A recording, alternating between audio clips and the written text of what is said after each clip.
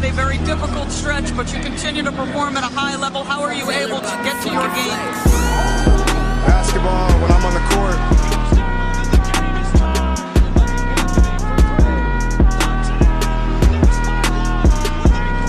Rebecca, in the future, when you interview me, can you please take off your damn heels? He said, I'll present you, provided you let me wear your heels. We'll save that for later.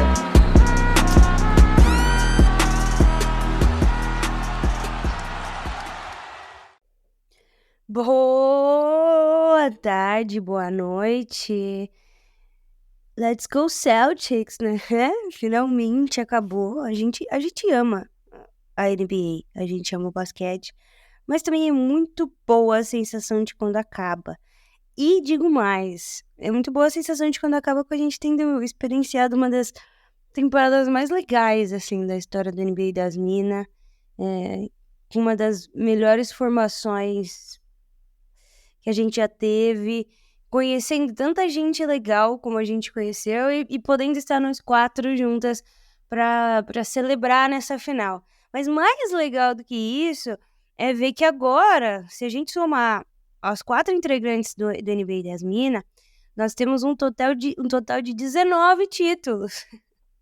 É lógico que a Nelly tem só um, eu e Mavi não temos nenhum, mas quem vos fala ainda terá, e quem vai dizer agora voltou ao topo, né? Voltou de onde nunca deveria ter saído, a maior Celta desse país, agora com oficialmente 18 títulos debaixo do braço.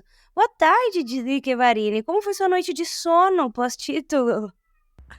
Boa tarde, eu estou ouvindo, ou é o Augusto, ou é a Aurora e a Elf. E aí que você se engana, é a Elf. Ah, essa é Celta, hein? Essa é Celta, então, que ela já tá querendo se manifestar aí. Inclusive, saudades, Augusto e Aurora. Cara, muito bom o NBA das Minas com 19 títulos, né? Acho, assim, uma coisa impressionante, linda. Antes de falar da minha noite de sono, que você tá sendo muito generosa em falar em noite, né, de sono, eu quero só assinar embaixo tudo que você falou sobre a temporada do NBA das Minas, né? A gente vai falar aqui nesse episódio sobre a temporada do Boston Celtics, mas eu acho que a temporada do NBA das Minas casou perfeitamente, né? A gente tem uma temporada tão incrível como a gente teve enquanto projeto, com essa temporada do Celtics, pra mim, assim, foi absolutamente incrível poder casar essas duas coisas. Como você falou, acho que assim, primeiro voltar, né, agradecer demais a Sabrina por ter feito, né, o NBA das Minas acontecer e por ter deixado ele continuar, apesar de ela ter, né, atravessado o oceano e ido viver todas as aventuras que ela tem para viver nessa vida, e, gente, são muitas, ter nos deixado aí essa responsabilidade, né, Agatha, e esse presente. A gente tá aqui há 7 anos, eu vi que você contou. Caralho, já faz 7 anos. Trabalho prévio de... 7 anos, amiga. Basicamente a era Jason Tatum e Jaylen Brown, né? Estamos aqui no NBA das Minas, então, assim, é muito bacana ver onde a gente chegou, claro, em resultados, né, em alcance, mas enquanto amadurecendo mesmo. É muito legal fazer esse paralelo com Jason Tatum e Jaylen Brown. Uma hora eu vou fazer algum texto e alguma coisa sobre isso. Mas é muito bacana estarmos nós 4, termos as 4 nos conhecido, ter vivido a experiência de NBA House com uma vitória do Celtics com vocês, é incrível. Já vou deixar aqui minha rasgação de seda para as 3. Nelly, que é Nelly, né? Eu falava Nelly, agora eu só falo Nelly. Mavi, você, só agradecer por ter vivido essa temporada icônica, histórica do Celtics ao lado de vocês. É uma coisa incrível, de verdade. Então, obrigada. E obrigada a todos que acompanharam, né, essa pra quem não viu a Drica vivendo essa temporada, tá lá no nosso Instagram, né? Eu quero dizer que eu acertei, hein? Que o fim daquele áudio eu falo, avisa lá que é 4-1. Pois dito e feito. O POV da Drica assistindo o jogo. E a gente pode fazer mais POVs, né? Porque desde o começo da temporada, há anos você acredita no Boston Celtics. Acho que quem nos ouve constantemente não nos deixaria mentir sobre isso. Mas essa temporada você veio muito confiante para o episódio de palpites. Você apostou... acho que você errou o MVP, um técnico do ano até... questionável, né? Mas apostou com muita convicção que o Boston Celtics venceria a despeito da minha falta de convicção, né? Meu ceticismo bateu forte. E eu depois até fiz um episódio, depois que a temporada rolou, falando que o único que conseguiria vencer o Boston Celtics seria se o Boston Celtics se implodisse, né? De dentro para fora. Não existia adversário à altura do Boston Celtics nessa temporada capaz de derrubar a mentalidade que foi criada pelo Joe Mazzulla. E a gente viu que, de fato, né? Todas as promessas que foram feitas, é legal falar disso também, elas foram cumpridas. O Jason Tatum disse que viria mais altruísta, pensando na vitória e não somente em pontuar. E a gente viu esse jogador, o jogador que poderia ter sido, inclusive, o MVP das finais, né? O Jason Tatum teve números até mais expressivos que o Jaylen Brown em pontos, em rebotes e assistências, trabalhando dessa forma, entendendo que vencer é um verbo coletivo, né, quando a gente está falando de basquete. É um verbo que depende mais do que um só jogador. E do outro lado foi muito assim, né? Infelizmente, do outro lado, a gente viu um show de um homem só. A gente vai entrar nesse assunto, mas antes, vamos falar de Jason Tatum, né? Que, inclusive, Drica, será pai novamente, né? Pois é, menina, pois é. Ela meio apareceu, e tá quase, né? Pelo tamanho daquela barriga, ou, né? É uma criança muito grande, a ver tamanho de Dulce, né? Vai vir uma criança bem grande aí. Vamos ver se é menino ou se é menina, mas eu vi algum perfil falando desse aparentemente, não, gente, tá enorme aquela barriga. Mas vamos começar do começo. Sempre acreditei nesse time, desde o começo da temporada. Como você falou, não foi nem desde o começo da temporada, né?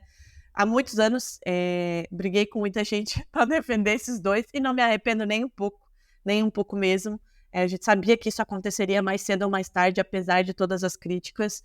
E eu acho que o Celtics, a gente fez o último episódio, né, com o Denis do Bola Presa, quebrando aí algumas narrativas, né, que foram criando aí ao longo do tempo sobre o Celtics. E eu acho que essa temporada o Celtics foi quebrando e colocando por terra uma a uma, né, Agatha? Algumas que eu também, né, embarquei, vamos dizer assim, e que critiquei. Por exemplo, o Joe Mazzulla no passado. Esse ano eu elogiei ele absolutamente todo o tempo, mas ano passado, o que era normal também, era o primeiro ano dele, ele não conseguiu sequer montar a equipe de trabalho dele, né? Assumiu o time faltando 3 dias para começar a pré-temporada, e ainda assim levou o time às finais de conferência no ano passado. E esse ano, com o trabalho completo, tá aí, é o técnico mais jovem a conquistar a NBA desde Bill Russell em 1969. Isso é muita coisa, gente. Ele tem apenas 35 anos e ele é um completo psicopata, né? Mas daqui a pouquinho a gente volta aí pra falar dele. Falando de Jason Tatum, eu acho que, Agatha, o amadurecimento dele foi, assim, um fator fundamental para o desempenho dele nessa temporada. Embora ele não tenha recebido nem o prêmio de MVP das finais do Leste, nem da final, que ficaram os dois com o Jaylen Brown, e a gente vai chegar nisso, do porquê que eu também estou feliz por isso. Ele entendeu o que ele precisava fazer para o time ser campeão, e ele falou isso em várias oportunidades, em várias entrevistas, né, que ele sentiu o gosto da derrota, que ele já esteve nas finais e que ele estava disposto a fazer qualquer coisa para que o time fosse campeão, e ele fez. É óbvio que ele é o cara dessa franquia, ele é o franchise player, a despeito de todas as críticas e de tanta gente que chama ele de pipoca e que ainda está falando mal dele apesar do título, porque eu vi muita gente falando, que o Jason Tatum se esconde, porque o Jason Tatum ganhou um título mais fácil porque tinha um monte de gente ao lado dele. A gente tá falando de um esporte coletivo, é sempre bom lembrar. Mas a despeito de tudo isso, ele é o cara dessa franquia, ele é a cara, literalmente, dessa franquia, ele, o Jaylen Brown, ele é o franchise player, e ele mostrou um amadurecimento incrível durante toda a temporada nos playoffs, especialmente nessas finais. Ele sabe que ele é o cara. E o Dallas deixou muito claro que também sabia que ele era o cara, montando um esquema de jogo para tentar limitar ao máximo o jogo dele, né? Para tentar evitar a infiltração, para tentar contestar arremesso de 3, tanto é que ele teve um aproveitamento baixíssimo, né, da linha do perímetro, teve números muito expressivos, mas aquém do volume de jogo que ele poderia ter, que a gente sabe que ele tem normalmente, muito por conta do que o Jason Kidd montou para ele, né, toda hora tinha aquela dobra, mas aí é que tá o amadurecimento, né, Agatha? Ele entendeu muito rápido isso, e o que ele fez? Ele jogou para o time. o que o Celtics fez durante toda a temporada. A gente está diante de um time coletivamente um dos melhores da história, falando de coletivo, né? O Joey Mazzulla, lá, não lembro exatamente em qual momento da temporada, mas numa entrevista ele até falou assim pro repórter, você já assistiu o Homem-Aranha? Aí o cara perguntou o quê? Não vou lembrar exatamente das palavras, mas foi mais ou menos assim. E o cara perguntou qual? Aí ele falou, o Homem-Aranha no Aranhaverso, que tem 10, 11, sei lá, nem eu assisti, mas tem vários Homens-Aranha nesse filme. Ele falou, esse é o time do Celtics. Você tem 6, 7, 8, 9 jogadores. E é por isso que é tão difícil vencer o Celtics. A gente tá falando de um time que foi campeão da NBA com uma campanha absurda na temporada regular, com apenas 3 derrotas nos playoffs. Cara, a gente tá falando de apenas 3 derrotas nos playoffs, né? E ainda tem gente querendo arrumar um jeito de botar uma vírgula nesse título. E muito disso passa por esse amadurecimento do Tatum e do Brown, né? E a partir do momento que ele enxerga, ele vê e ele sente que ele tá com essa pressão, que ele tá marcado, ele joga pro time, ele confia nos companheiros dele. E a gente viu o resultado, né? Todo mundo brilhando. A gente já falou ao longo desses playoffs, né, Agatha, em vários episódios, que o Celtics é tão forte porque a cada momento era um jogador que se destacava. Tanto é que o Celtics teve o privilégio de a gente chegar no fim do jogo, na hora do anúncio do MVP das finais, e não saber quem era. Todo mundo achava que era o Tatum e foi o Brown. No segundo jogo ali, segundo, terceiro jogo, tava ali, será que vai ser o Tatum? Será que vai ser o Brown? Será que vai ser o Drew Holiday? Então, assim, olha o privilégio desse time, né? E é por isso Será que vai ser o Luka Doncic, né? Porque, assim, o cara também tava liderando tudo, né? E acho que o único jogador que venceu o MVP das finais sem ter vencido o título foi o Jerry West lá no passado, né? muito E até essa narrativa ela foi recobrada, Drica. Mas aí vou trazer duas questões pra gente discorrer aqui. Primeiro que muito se falou do Jason Tatum, né? E do Brown não baterem na trave, não conseguirem por alguns momentos. 2 jogadores são muito jovens. E aí, enfim, foi a dupla que fez mais pontos antes de ganhar um campeonato na história da NBA, né? Nos playoffs. Mas assim, se a gente pega uma listinha só dos mais pica aqui, tá? Que venceram depois da cidade do Tatum, depois dos 26, Drica, a gente tem LeBron James, a gente tem Kevin Durant, Nikola Jokic, o próprio Michael Jordan, Shaquille O'Neal, Hakeem Olajuwon, Will Chamberlain e, inclusive, Stephen Curry. Deixei o Curry por último, porque o Curry, ele foi, de certa forma, o líder de todas essas vitórias em que o Golden State pôde chamar de suas e construir a narrativa da dinastia. Mas ele foi ser MVP das finais na última, né? Nessa última de agora. Ele não havia sido MVP das finais em nenhum momento.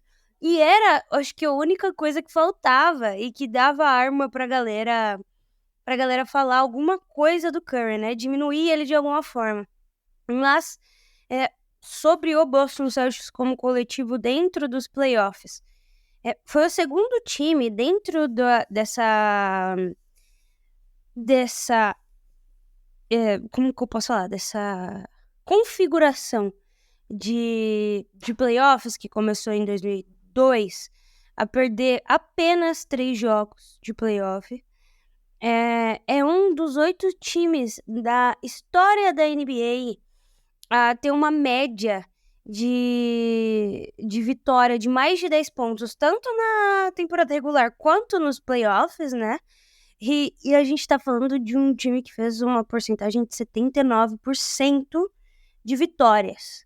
Tem uma série de outros numerinhos aqui pra falar, né? É o time com mais vitórias de 25 pontos na temporada, com mais vitórias de 30 pontos, com mais vitórias de 50 pontos na temporada. É uma loucura, assim. O que fez o Boston Celtics nessa temporada não deveria ter deixado dúvidas para quem viu eles chegarem na final de que eles seriam os campeões. É óbvio que a história do Luka chegou num patamar muito legal e ninguém nem esperava esse Dallas na final. A gente vai falar do Dallas porque também merece todo o louvor. Mas até o Jaylen Brown postou, né? 80% das bets aí eram colocando o Dallas como campeão. Então, é um time que foi a todo momento subestimado. subestimado um pouco pelas suas falhas do passado, mas muito porque não se acreditava que o Boston Celtics pudesse ser campeão com essa formação, né, Drica? Eu acho que eu odeio profundamente essas coisas da ESPN, né, essas projeções, mas dessa vez eu até gostei, porque geralmente eles colocavam o Celtics, né, como favorito e a gente sempre se ferrava, e dessa vez também fiquei com ódio, porque daí começa a colocar aquele grande ponto de interrogação, né, na gente também não gosta. Eu não gosto de projeções, mas quando o Tatum foi questionado ali, quando saiu, acho que a última corrida para MVP, talvez, ou a penúltima, e alguém perguntou para ele, né, sobre ele estar nessa corrida, e ele falou que ele sabia que ele seria questionado e muito vinha do que havia acontecido, né, nas 2022 e 2023. E eu acho que isso veio também para esse ano, sabe? Essa desconfiança de todo mundo, e o que eu acho que você foi muito feliz, não deveria acontecer, não deveria ter essa desconfiança, e principalmente, né, não deveria ter gente ainda tentando desmerecer esse título do Celtics depois de ontem, porque a gente tá falando de um time que dominou a temporada inteira. Não é como se o Celtics fizesse um movimento na trade deadline e arrancasse depois, o que também não seria nenhum demérito, né? Mas não, o Celtics dominou a temporada absolutamente inteira. Você acabou de falar os números, né? Para quem acredita só em estatísticas, os números estão aí, eles não mentem. Para quem não se apega somente às estatísticas como a gente, e que talvez não tenha conseguido assistir toda a campanha do Celtics, eu convido nessa off-season, dar uma olhadinha em alguns jogos lá do começo da temporada no ano passado, em setembro, outubro, olhar antes do All-Star, olhar depois da trade deadline, olhar nos playoffs. Em nenhum momento o Celtics pareceu ser um time que tinha um ponto de interrogação. Foi um time que deu motivo para desconfiança. Em nenhum momento. Em nenhum momento da temporada o time perdeu 3 jogos seguidos, por exemplo, como, né, teria que acontecer agora, por exemplo, por essa virada do Dallas depois de vencer o jogo 4. Em nenhum momento. Então, assim, o time dominou a temporada inteira. A gente tá falando de um time que, obviamente, né, Agatha, a gente tem que trazer, e a gente vai fazer isso ao longo da off-season, trazer a construção desse time, porque muita coisa precisou ser feita para que hoje o time fosse incontestável da maneira que é, tanto nos números como nas atuações. Mas aquele jogo 4 foi uma vergonha, beleza? A gente tá falando de uma temporada que começa em outubro e terminou agora no dia 17 de junho. Óbvio que o Celtics não vai jogar o seu primor de basquete todos os jogos, e aquele jogo 4 foi horroroso de fato. Foi o pior jogo do Celtics na temporada. Desafio alguém a achar um jogo que o Celtics jogou pior do que aquele jogo 4. Mas não se repetiria no jogo 5. A gente sabia disso. Foi assim a temporada inteira. E a gente tá falando de um time que foi construído, como a gente sempre fala aqui, via draft. Teve gente falando, mas trocou 2, 3 de seus titulares. Como é que trocou 2, né? Segundo que, as bases são via draft, né? Jason Tatum, Jaylen Brown, Peyton Pritchard tá aí. E foram feitas trocas pontuais para melhorar esse time. E aí, né, Agatha, a gente vai se debruçar, acho que temos tempo na off-season para falar de cada personagem, mas não dá para deixar de mencionar no episódio pós-título o trabalho do Brad Stevens. A primeira ação dele foi repatriar o Al Horford, que estava inclusive lá no seu Oklahoma, né, encostado, coitado lá, que não andou para frente lá naquele OKC, e também nem tinha como andar, não encaixaria no que construiu o OKC agora. Foi lá, repatriou o Al Horford, trouxe Derrick White, fez sangrar, me fez sangrar, trocando o Marcus Smart por Porzingis e depois recebendo aí numa jogada de sorte até, né, porque o Bucks não imaginava que o Jrue Holiday pararia no Celtics para formar, né, esse time. Teve o draft do Peyton Pritchard, a adição do Sam Hauser, que é, né, undrafted. Então, assim, um trabalho espetacular de um cara muito jovem que sabia como esse time deveria ser montado para esses dois, porque era ele o técnico quando os dois foram draftados, tinha a confiança do Al Horford que ele trouxe. Tenho certeza que doeu nele também trocar o Marcus Smart, mas ele fez o que era necessário para a franquia. E aí a gente tem esse time. E apostou em Joey Mazzulla, né? Quando a gente, inclusive eu, critiquei muito depois da primeira temporada, apostou não, bancou, o cara foi lá, deu uma extensão de 5 anos. Ele tá aí no Celtics pelos próximos anos.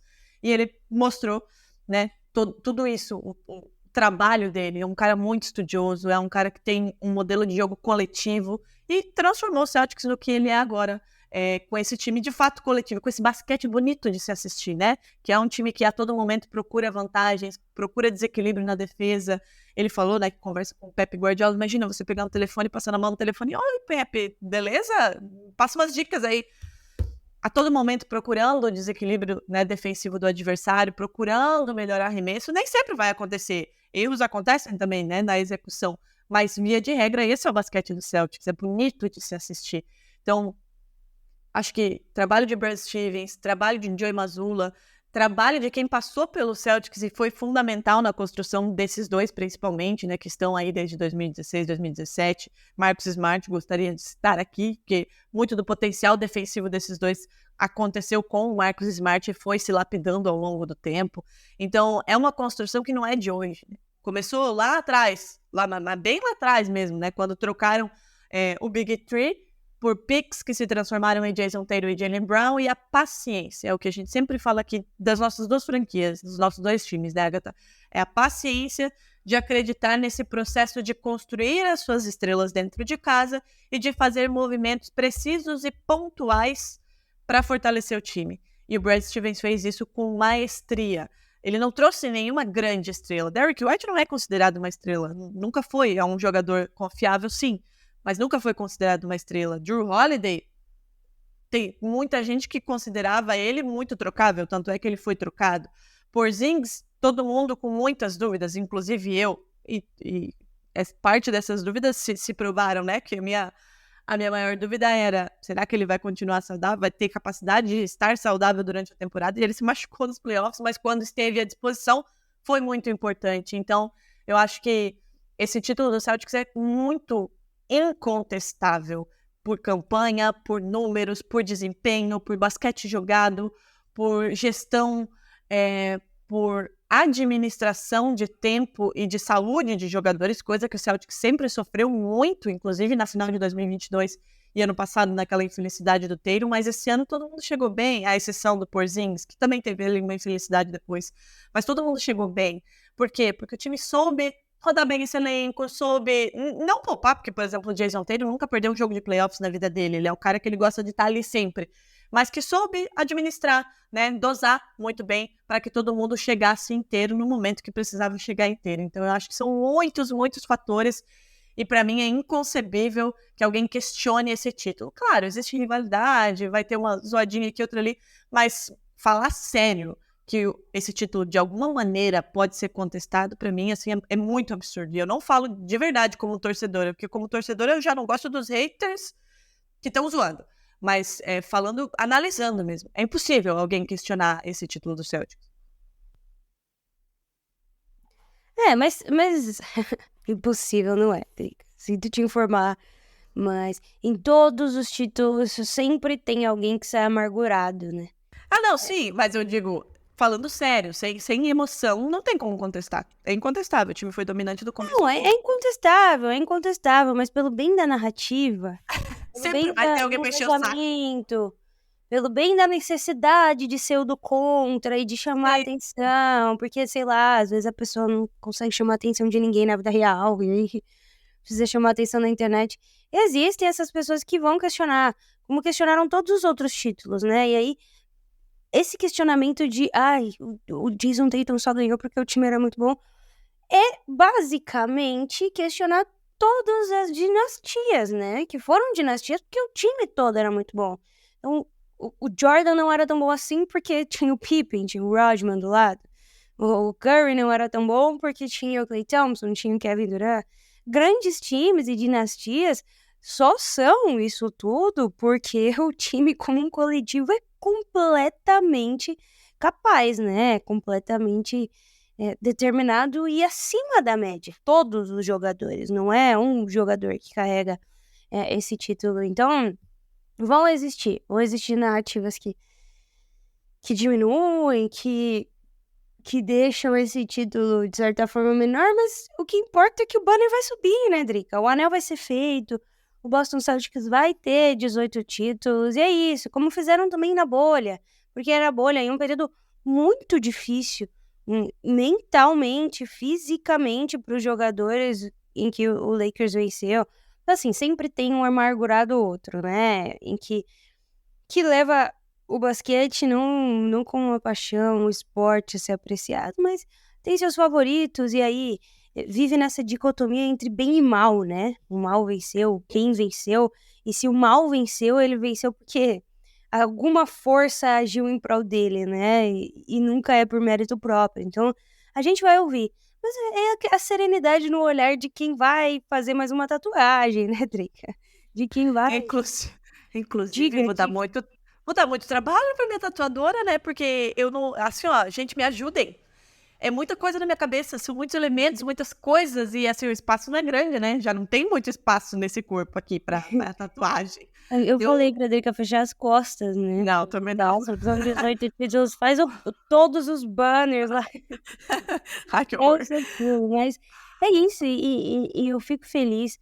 O que mais me deixa feliz nesse Boston Celtics e eu acho que não só no Boston, Drica, os últimos campeões, desde o Raptors ali, o próprio Warriors posteriormente, o Bucks, o Nuggets, esse time do Boston Celtics são times forjados no draft, times forjados na paciência e na confiança da gerência nos jogadores escolhidos.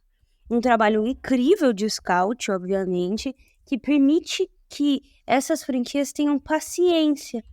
A vitória, ela é forjada no fracasso. Todos esses times, em algum momento, caíram antes de vencer. Mas venceram porque souberam se levantar. E mais do que isso, souberam se apoiar nas suas estrelas e naqueles jogadores em que eles colocaram as suas expectativas para vencer. E esse Boston Celtics talvez seja o suprassumo disso, porque além de ter sido forjado no draft, esse draft, ele é consequência do último título, né? As duas picks de Jaylen Brown e de Jason Tatum, elas vêm através da troca do Paul Pierce e do Kevin Garnett.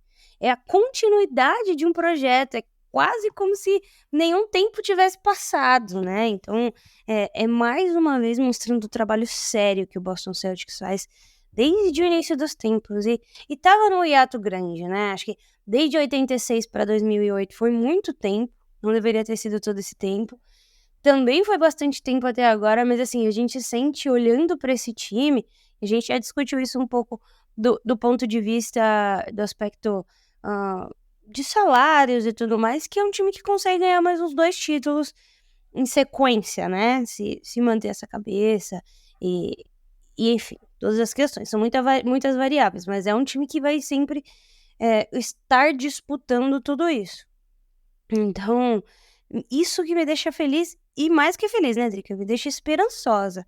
Porque é o mesmo trabalho que vem sendo feito com o Oklahoma, o mesmo trabalho que vem sendo feito com o Minnesota Timberwolves, com o Memphis Grizzlies. São times forjados da base da paciência e na base do draft, acreditando sempre nas suas superestrelas e também aprendendo com essas derrotas. Mas por falar em derrota, Drica, eu acho que vale, né, a menção honrosa ao Dallas Mavericks e a especialmente Luka Doncic. Você quer dizer alguma coisa aos seus rivais? Ai, cara, eu acho que tem muito mérito, né, nessa decisão do Dallas Mavericks. A gente falou no antepenúltimo episódio que ninguém tinha apostado nesse Dallas para chegar na final. E mesmo no decorrer, né, da temporada, não se cogitava um Dallas Mavericks na final da NBA. Quando foi disputar a final com o Timberwolves também, né, todo mundo meio assim, o Timberwolves é mais time. Mas ainda assim esse Dallas chegou. Claro que é o que aconteceu com o Celtics, né? Aprende-se muito quando se chega lá e não se vence. É um time que depende muito de Luka Doncic e Kyrie Irving. E aí, quando você tem um time que defende tão bem, que tenta, não para, mas cria incômodos para Luka Doncic, e quando você tem um cara que, me desculpa quem é fã do Kyrie Irving, eu também já disse aqui várias vezes que ele é um excelente jogador, para mim o melhor ball handler da NBA, mas é um cara que não vai conseguir jogar mais contra esse Celtics. Fala demais e não aparece, né? Passou mal em todos os jogos no TD Garden, provocou demais e não mostrou. E aí ficava muito complicado pro Luka, né? Jogar praticamente sozinho, quando mesmo com a ajuda do Kyrie já seria difícil, quando ele some, pior ainda. Mas eu vejo muitos méritos e um time que tem muito lastro para crescer, né? A gente tá falando de um Lively que, pô, é calouro e tem personalidade, meteu sua primeira bola de 3 da carreira, inclusive contra a gente, né? Impressionante como as coisas acontecem contra o Celtics.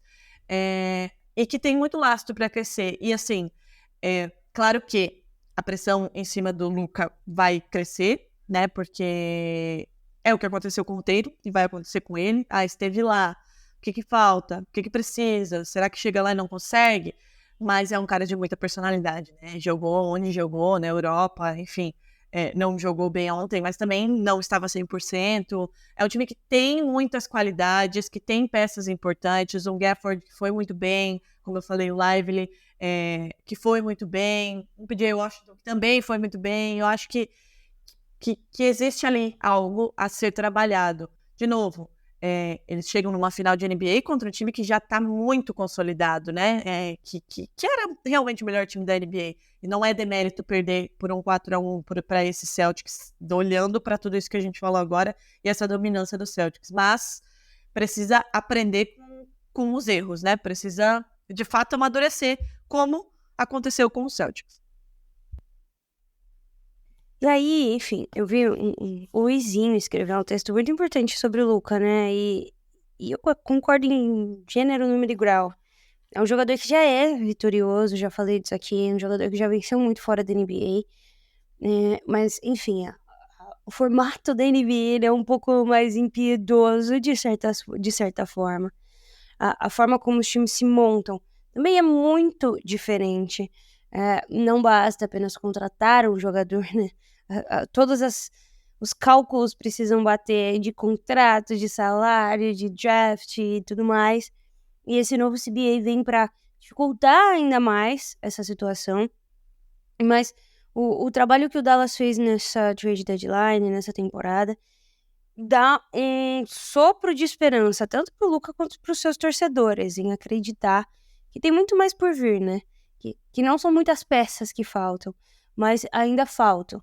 E eu acho que o claro diagnóstico sobre peças faltantes é olhar para os líderes de 2024 nos playoffs.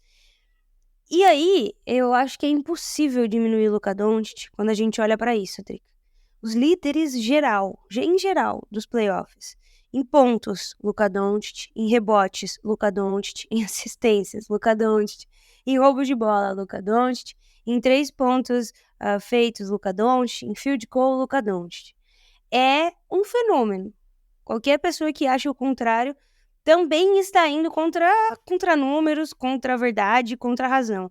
É um jogador que, acredito eu, ainda será muito feliz dentro da NBA, ainda terá muitos títulos, mas essa derrota, ela era muito importante, né? Ela era muito importante para o Luka entender uma série de coisas. Eu acho que ele entendeu bastante depois daquele jogo em que ele foi ejetado. Ele voltou para o jogo 4 completamente diferente, com uma cabeça muito focada em vencer, e venceu de maneira acachapante, diga-se de passagem. Fez uma temporada maravilhosa, 34 pontos, 9 rebotes e 10 assistências. Liderou a NBA em pontos. Foi a primeira temporada na história de um jogador com 33,99, pelo menos, né? Top 3 em pontos, assistências e bolas de 3 na temporada. A maior quantidade de triple-doubles com 30 pontos desde que o Russell Westbrook foi MVP. Fez um jogo de 73 pontos. Tem só 25 anos, Drica. Então, assim, essa derrota vai ensinar muito mais pro Doncic do que qualquer outra coisa. E é aquilo que o chat falou, né? Que eu nunca vou me esquecer. Eu senti o gosto de como é perder, chegar até aqui e perder, e eu nunca mais quero sentir esse gosto. Então, se a gente viu o Luka Doncic fazer tudo isso e ainda perder, imagina quando ele vencer, né? Talvez o caminho natural seja diminuir um pouco esses números e agir mais como Jason Tatum em alguns momentos. Talvez ele vai continuar com esse volume e vencer um campeonato com números completamente expressivos. A verdade é que a gente ainda tem muito para ver do Luka e muito para ver do Boston Celtics, e não é o fim. Muito pelo contrário, né? Eu acho que para a alegria geral da nação celta e para a tristeza do resto, exatamente esse time do Boston Celtics, ele continuará junto por algum tempo, né? Porque do núcleo principal ali, né? Dos 7, 8 jogadores, os 5 titulares, Al Horford, Porzingis, Jason Tatum, Jaylen Brown, Derek White, Drew Holiday, Sam Hauser, Peyton Pritchard, falando desses especificamente, desses 8, se não errei a conta aqui, todos eles já assinaram sua extensão, à exceção do Derek White, que já começaram aí, né, as negociações, e a tendência é que o Celtics pague aí muito dinheiro para ele. A gente pode voltar, e geralmente a gente volta, né, na off-season explicando essa questão do salary cap, mas no caso do Celtics ele pode renovar com o Derek White, e já está disposto, inclusive o dono falou, pode pagar a luxury tax quanto for, desde que seja para vencer títulos. Ele sentiu o gostinho, né, que dá para ganhar título com esse time, então vai ficar todo mundo por aí. Deve vir aí uma extensão máxima do Jason Tatum também, né? Olha só, o Jaylen Brown vai ser superado, provavelmente será o maior contrato da história da NBA, como vai ter todo ano. Então, é um time que venceu neste ano, mas que pode voltar a vencer com o mesmo núcleo, né? Porque todo mundo vai continuar, inclusive o Joey Mazzulla, que assinou uma extensão contratual de 5 anos, né? Depois da última temporada, a começar dessa. Então, o presente é maravilhoso, estamos todos aqui comemorando, mas o futuro também pode ser muito maravilhoso. E hoje me perguntaram, Drica, olhando para esse time, para essa realidade do Celtics, né, de ter todo mundo aí à disposição, você acha que o Celtics, nos próximos 5, 6 anos, pode vencer mais um título? Olhando o que desempenhou o Boston Celtics, sabendo que naturalmente as pessoas evoluem, inclusive o Joey Mazzulla e que Jason Tatum e Jaylen Brown ainda nem chegaram ao seu teto, né? São jovens ainda, 26 e 27 anos, não chegaram naquilo que a gente chama de auge, né, do jogador da NBA, e que de todo mundo aí, o mais velho, à exceção do Al Horford, é o Drew Holiday com 34 anos, eu diria que sim, que o Celtics pode ganhar inclusive mais de um título nos próximos 5, 6 anos. E a boa notícia para o torcedor Celta, né? Todo mundo, será que o Al Horford vai parar depois desse título, inclusive merecidíssimo? O dono do Celtics hoje num podcast já garantiu que ele volta para a próxima temporada, que imagino eu seja a última, né? Que ele já vai ter aí 38 anos, então teremos basicamente o mesmo time no ano que vem, que tá máximo. Eu, se fosse o Horford, me aposentaria. É uma baita No de topo, né? né? Receber o anel, se aposentar, ser feliz, viajar o mundo, sabe? Esse tipo de coisa. Eu não diria 6 anos aí, né, Drica? Eu acho que, especialmente esse novo CBA, a partir do momento em que os contratos forem exigirem uma renovação, a gente vai ver muitas mudanças de muitos e muitos times. As coisas vão ficar complicadas. Cada vez mais complicadas, né? A NBA Sim, tenta frear dinastias, né? Não quer mais esse papo de mas eu acho que é mais frear super times sim.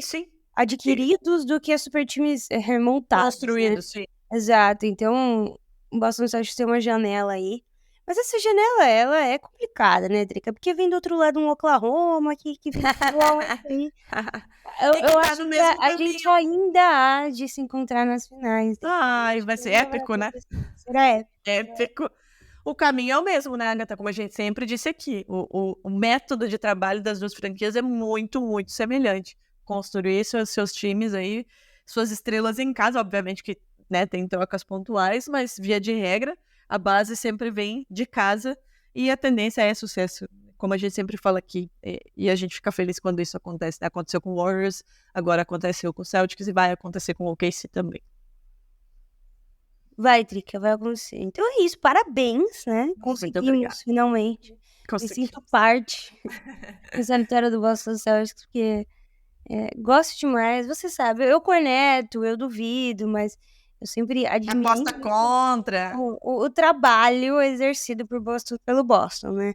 Mas é muito foda. E da última temporada estive lá em um jogo contra o Oklahoma.